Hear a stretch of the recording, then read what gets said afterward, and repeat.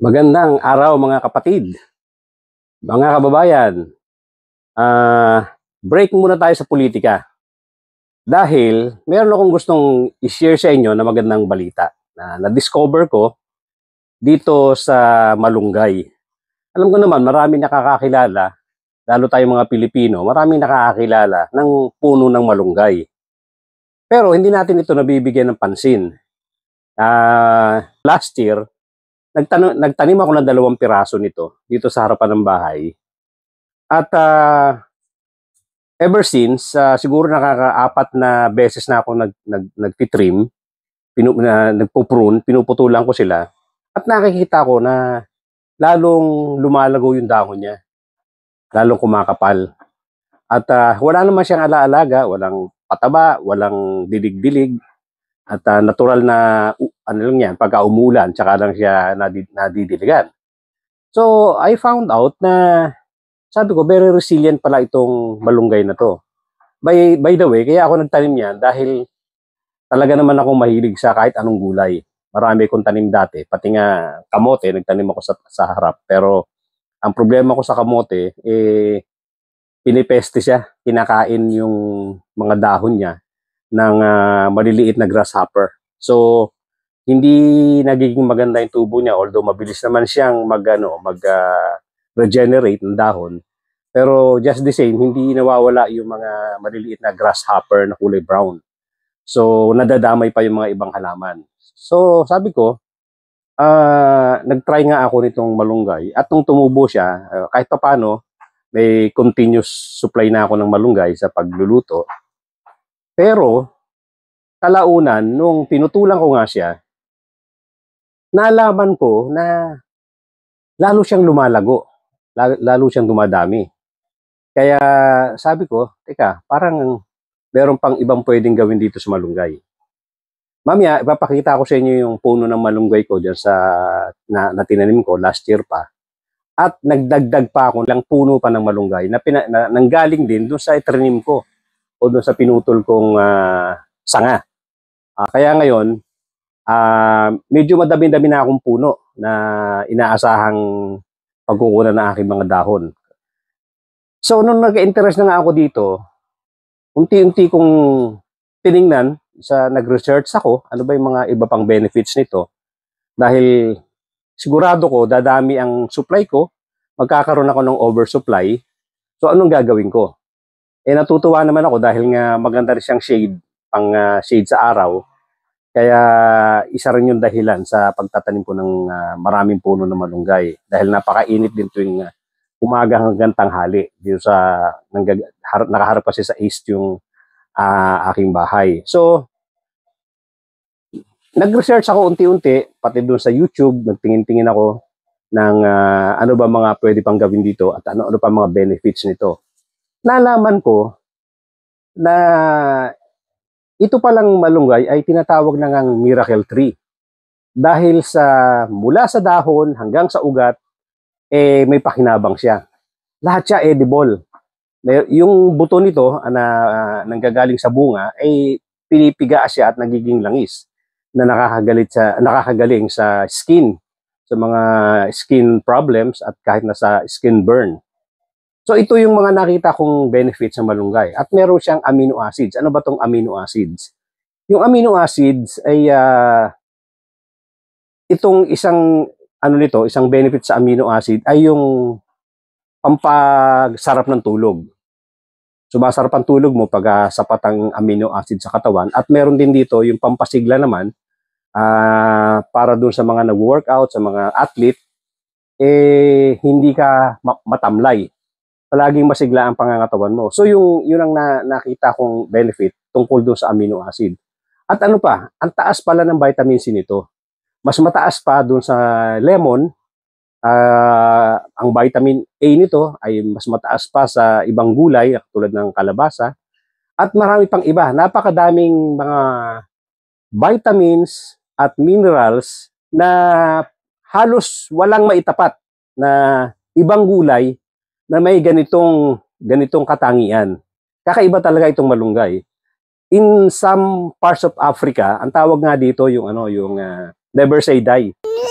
Dahil nga daw, kahit anong gawin nila, naputol dito at ang Africa, alam naman natin na napakainit, eh talagang patuloy na ano siya, na nabubuhay at lumalago ang dahon. So ang tawag nila rito, never die.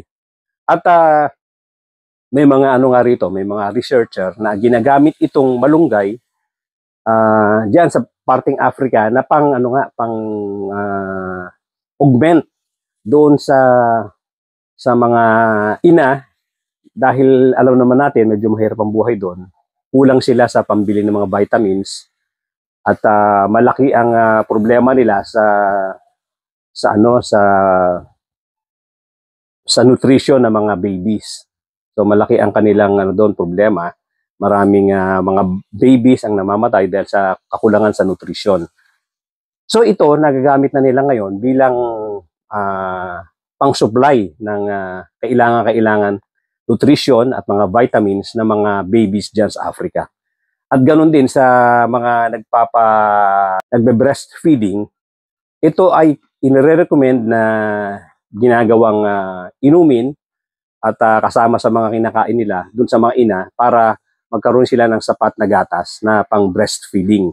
So yan ang mga maraming uses ng malunggay. Kaya sabi ko, bakit hindi ko pa damihan ang aking mga puno na napakadali naman niyang mabuhay. So tatanggal ko yung ibang mga tanim at pinalitan ko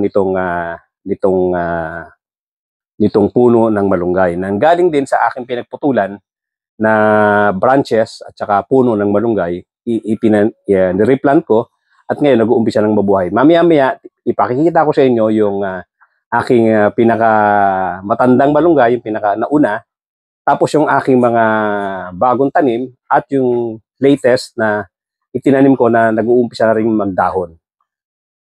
So mga kapatid, mga kababayan, ito yung una-una kong tinanim na malunggay. So more than a year na ito. Tingnan nyo kung gano'ng kalago. Bagong putol yan, siguro a month ago, pinutulang ko para ma-replant ko naman. Ayan, tingnan sa kalago.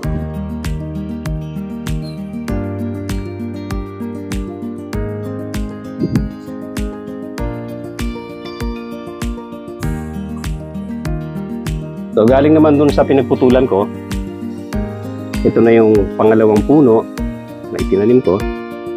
Ganyan na rin siya kalaki. Ito more or less mga 3 to 4 months. Ayan. Puputulan ko na rin to para makakuha ako ng mga dahon dahil napakataas na. Ang kagandahan nito, yan na nga. Pag nagpuputol ka, pwede mo ulit siyang i-replant. Pero napakaraming supply ng dahon nito. Ayan.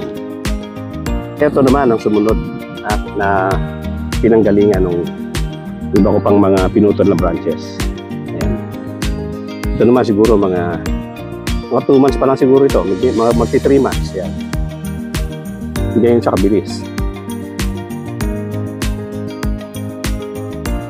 So, isa rito na nahuli. Pag-iwanan itong isa. Pero nabubuhay rin naman. So ito. So yan, ganyan karami yung aking mga puno ngayon. Kahit marami siyang kalabang mga damo, nagtatribe din siya, nabubuhay din siya. Ayan. Lumalaban siya sa mga damo. Hindi siya ganun kaselan.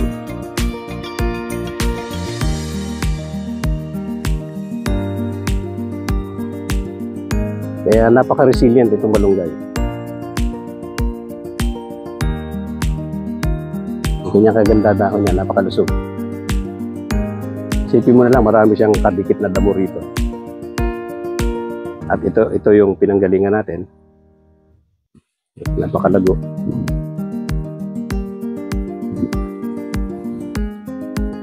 Ito yung mga bagong tanim. Nabubuhay na rin. Mag-1 month pa lang ito. Siguro mga 3 weeks. Yan. Ito nga pala yung kasabay ng unang-unang kong puno. Yung malunggay. Ito. Siya ang kasabay. Dalawa sila.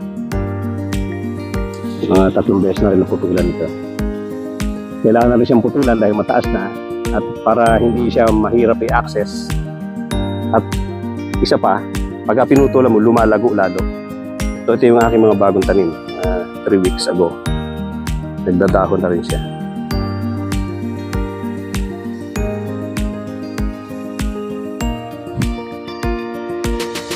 Mga kababayan.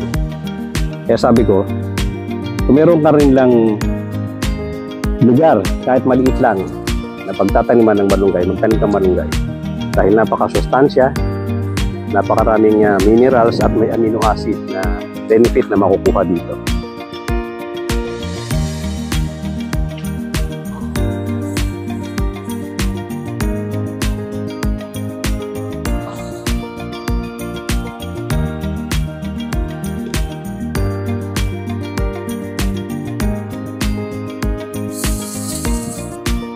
So ngayon, mga kapatid, mga kababayan, since magkakaroon na ako ng oversupply, dahil more or less nasa mga 13, 14 trees na ako ng malunggay, ayoko naman siyang pabayaang mabulok lang ang mga dahon nito. Kaya nag-research ulit ako paano gagawin ko para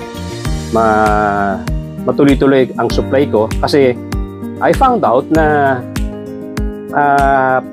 pwede rin pala siyang gawing tea. Dahil nga sa mga benefits na makukuha ko sa kanya, ginagawa ko na siyang tea ngayon. Nung una ay pinakukuluan ko siya at hinahaluan ko pa ng ibang katulad ng lemongrass, tapos lagyan ng lemon at iniinom ko siya araw-araw, twice to thrice a day. Pero dahil nga sa dumadami na siya, sabi ko anong gagawin ko dito dahil magkakaroon ako oversupply. Yung unang-una kong mga supply ng dahon na sumobra, by the way, ay ginawa kong fertilizer doon sa ampalaya. Doon ko nakita na maganda rin pala pang fertilizer yung malunggay. So yun, napakadaming dahon na nilagay ko sa lupa at tinabunan ko ng panibagong lupa at yan, nag-serve siyang fertilizer. Biglang gumanda yung dahon at mukhang matutuloy na yung mga bunga nito. Ganon din yung aking green pepper. Dumahaming bigla yung bulaklak niya. At may mga maliliit na bunga, yung eggplant lang inaantay ko na mamulaklak. So, yun nga, isang bagay na na-discover ko, hindi rin masasayang yung dahon ng malunggay pagka meron kang sobra at instead na itapon mo lang kung saan, ilagay mo na sa halaman mo para maging fertilizer siya.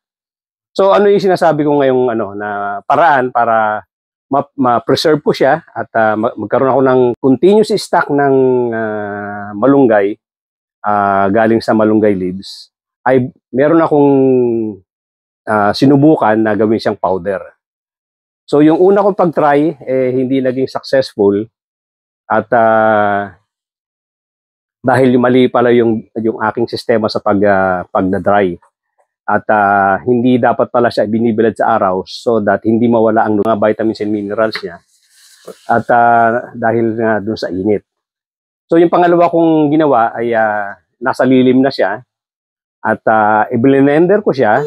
Ayun, naging successful naman at meron na ako ngayon mga pang-ilang linggo na supply ng moringa powder or malunggay powder na ginagawa kong juice. Lalagyan ng honey at lalagyan ng lemon. So masarap ang lasa niya at madaling inumin. So yan, iniinom ko siya umaga at gabi. At minsan kahit sa tanghali, pagka hindi ko siya nakakalimutan. So ngayon, itong pagpapowderize naman, pagka itong aking mga puno ay lahat yumabong na yung mga dahon niya, ay talaga magkakaroon ako ng oversupply. So anong ginawa ko? Nag-research ako at na-discover ko na meron palang isang portable or pwedeng pang mano-mano na paggawa ng capsule. So, pwede siyang i-capsulize so that meron kang yung mga ma-harvest mong dahon ay hindi ka na mag-worry na susobra at mabubulokan ka. Na pwede mo siyang ilagay sa capsule at kahit saan ka pumunta, may dala-dala kang capsule ng malunggay na pwede mong inumin sa yung pang-araw-araw mong pangangailangan. Bukod dito sa nagagawa mo siyang juice, pag lumabas ka ng bahay at wala ka ng, of course, hindi mo magagawa yung paggagawa ng juice, pwede naman yung capsule ang iinumin mo. So, ipapakita ko sa inyo ngayon yung binili kong yung pang-manual na paggawa ng capsule. So mga kapatid, ito yun. Tadi-deliver lang. Sa natin. Ganito lang siya kaliit. Parang mga 8 inches by 8 inches.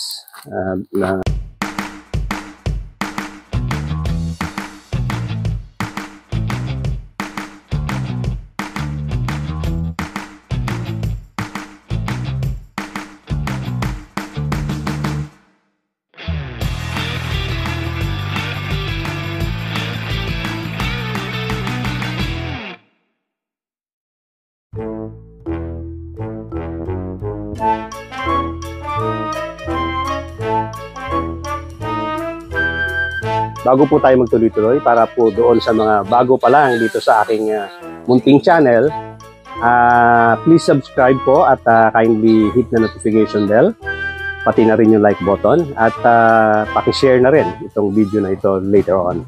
Thank you so much!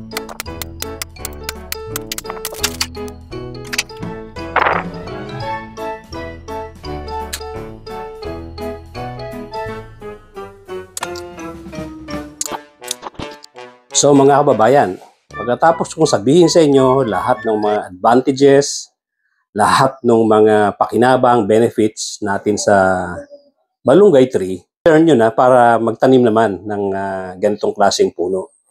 Dahil kahit na maliit na space lang, mabubuhay naman siya, hindi naman masyadong nangangailangan ng maintenance, hindi siya masyadong alagain, hindi gaano katakaw sa tubig, at hindi naman kailangan ng fertilizer. Kaya ako sinishare sa inyo ito. Available na rin naman ito sa maraming vloggers dito sa YouTube. Pero as part of my responsibility and my obligation to you, gusto kong i-encourage kayo na magtanim na rin. Dahil sabi ko nga, napakarami ng pakinabang dito sa malunggay tree. At hindi naman siya ganun kahirap alagaan. Kaya it's your turn to go to a very helpful option to have this kind of vegetable in your yard or in your garden.